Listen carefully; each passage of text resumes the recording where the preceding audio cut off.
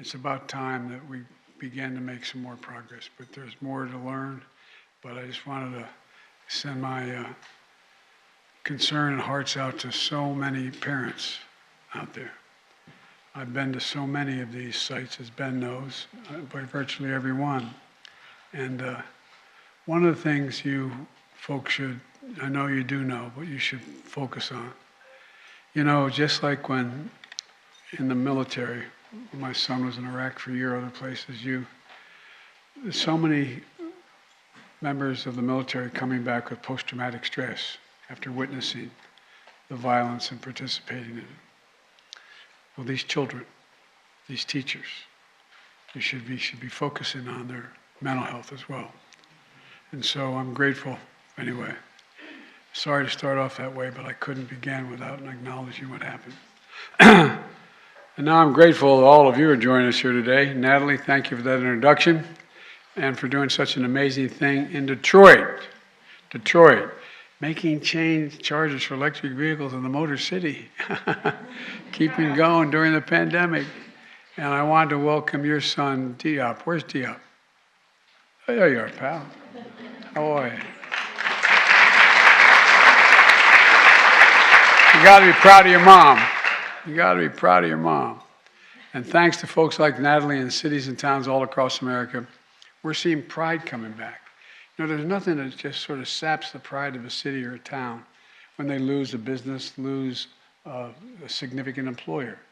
It just feels like you got your soul ripped out. But for so many people, you're bringing so many people back. You're bringing back business all across America, not just in the East and West Coast. So look, SBA's Administrator Guzman, I want to thank you for everything you've done and for your team too, supporting small businesses across America. We're also joined, as I said, by Senator Cardin, the chair of the powerful Small Business Committee, and literally, not figuratively, a true champion of businesses everywhere. And by the way, he's got more integrity in his little finger than most people have in their whole body.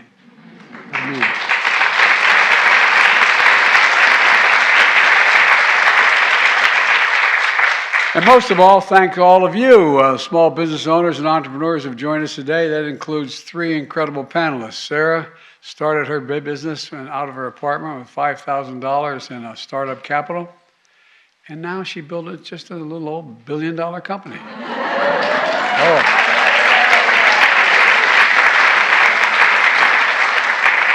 As my mother would say, God love you, dear. Whoa. Guys, you're going to be okay.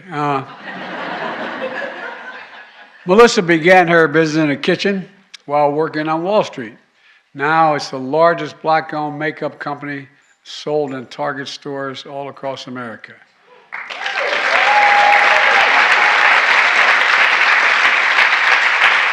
And Powell combined her business training with her lifelong passion for dance and created an exercise platform that has been used in 2,500 cities around the world. And by the way, you were here a couple months ago, performing with the dance company for Diwali celebration.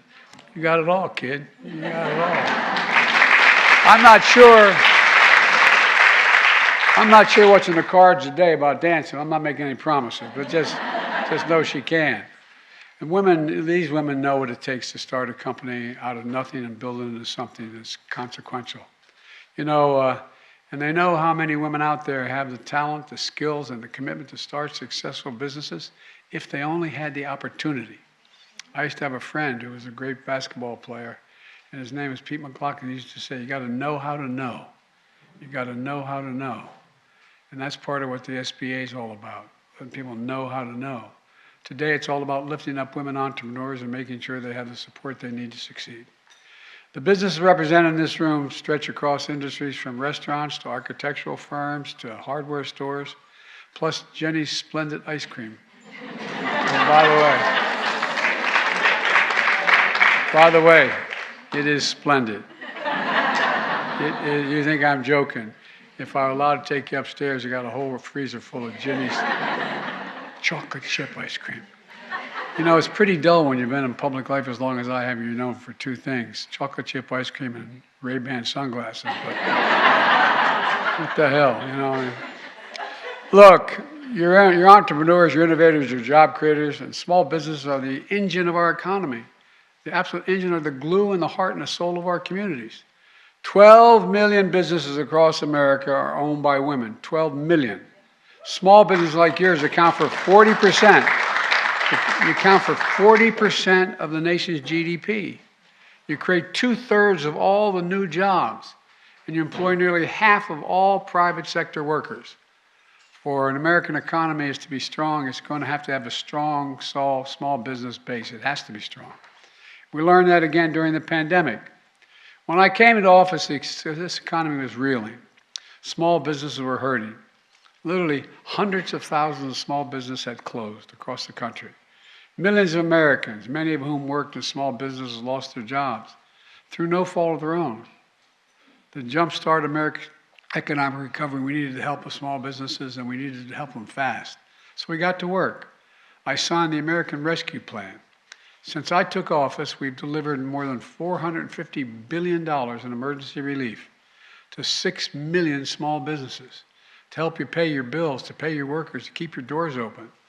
We gave additional support to more than 100,000 restaurants, more than 13,000 live entertainment venues, which were especially hard hit. And we powered historic assistance to 220,000 child care centers, 90% of which are owned and staffed by women. By keeping those centers open, millions of women keep their job. Working parents could go to work again, knowing their children were being cared for. It's constant. They're all connected. All this is closely connected. Today, thanks to actions like these, we've achieved the fastest, strongest, most equitable recovery in American history. We've created 12.4 million new jobs. That's more jobs.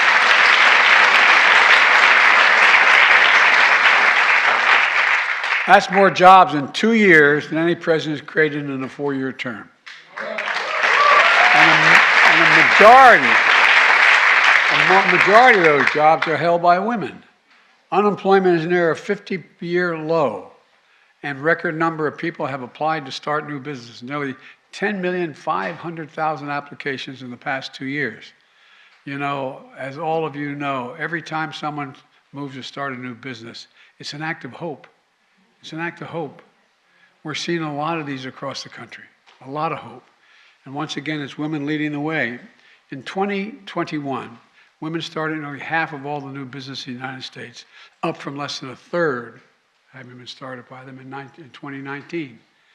Women-owned businesses like yours add $1.8 trillion to America's GDP every year, and that number grows.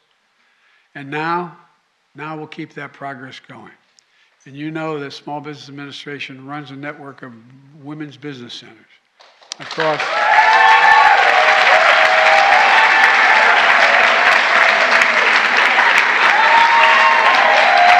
You got to know how to know. You got to know how to know across all 50 states, Washington, D.C., and Puerto Rico as well. These are places where women who want to start or grow a small business can get free business counseling, apply for an SBA loan, and compete for federal contracts. Today, I'm announcing that we're expanding the network of women's business centers to 160 centers nationwide, the largest number of all of American history.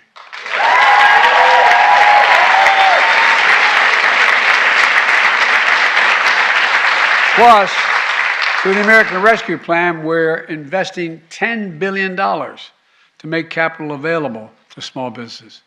$10 billion is going to programs run by states and U.S. territories and tribal governments, which then are matched with public and private dollars, leveraging tens of billions more for small business. It's about leverage. This is vital because we know that plenty of companies with potential don't get off the ground or can't grow because they can't get the startup funds or venture capital. This can be a major barrier for women entrepreneurs. Last year, startups with all women teams received less than 2% of all the venture capital dollars.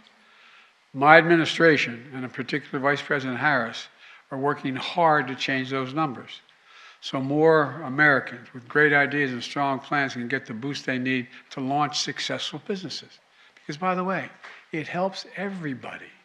It helps everybody. And then as we implement major pieces of legislation that I signed into law during the past 2 years, we're ensuring that women are fully at the table. And I mean that sincerely. From the historic bipartisan infrastructure law, rebuilding roads, bridges, water systems, high-speed internet, all across America. We're investing at over $1.2 trillion. If we're going to be the leading country in the world economically, we have to have the leading infrastructure in the world. And we rank at near the bottom of the major companies now. Countries, I should say. The CHIPS and Science Act, I had trouble convincing people of this, but investing hundreds of billions of dollars, $300 billion, to restore America's technological edge including by manufacturing semiconductor chips. By the way, we invented those chips. Oh, we did. We, the United States of America. And then we got fat and happy. And it seemed like a lot of major corporations thought it's better to export jobs to get cheaper jobs and import product. Not anymore.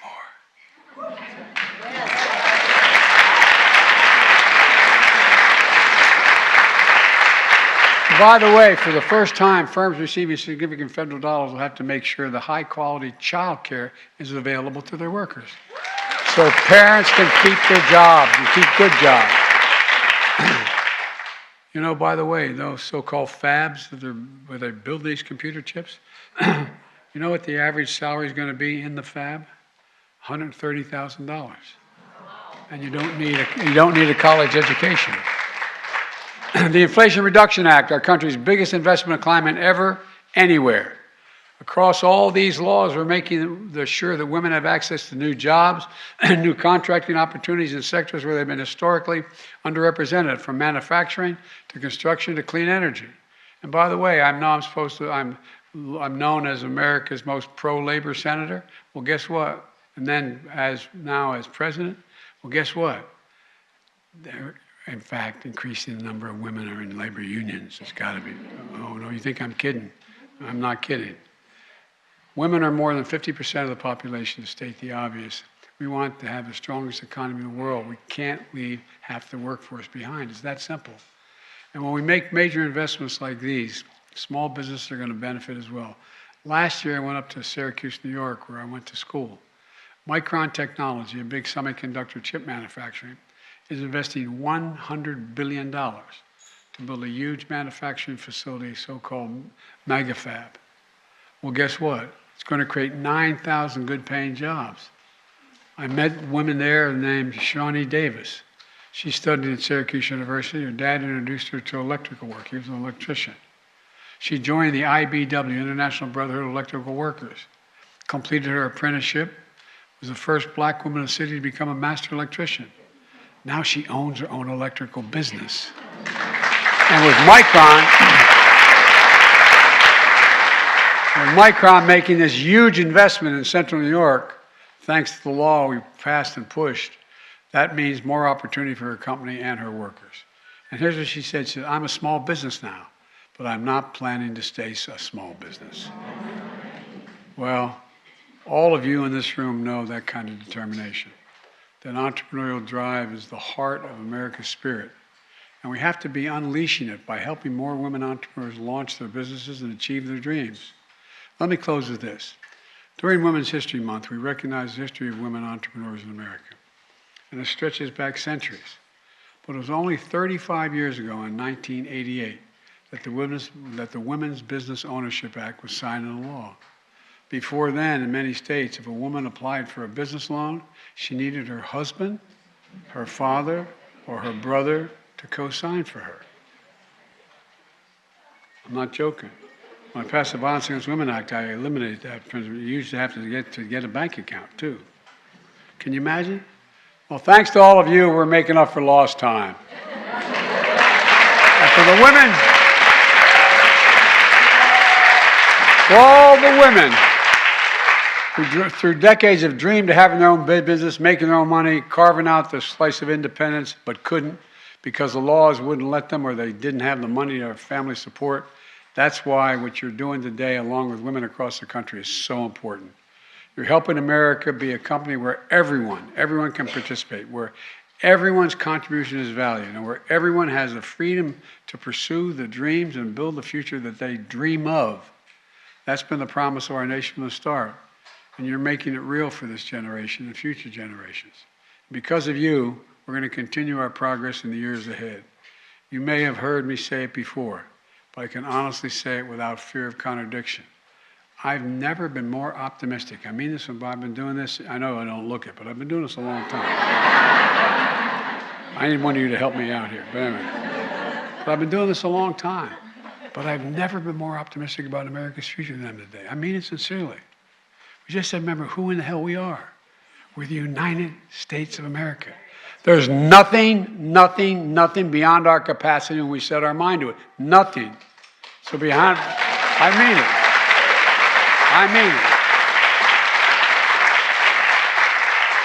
That's when they asked me if I could only do one thing, what would I do? I said I'd cure cancer. They said, why is that? It's not just because cancer affects so many people. It's a big thing. And Americans began to wonder whether they could do big things anymore. Well, guess what? We're going to cure cancer.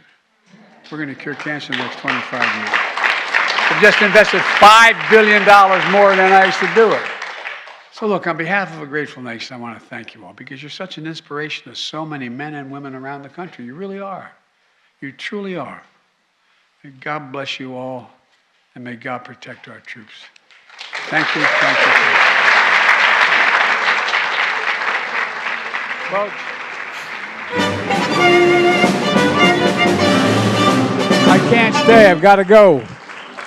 But I hope you have a good conference here, and I hope you have a good round table. And there's a little thing going on around the world. Anyway, thank you so very, very much for everything.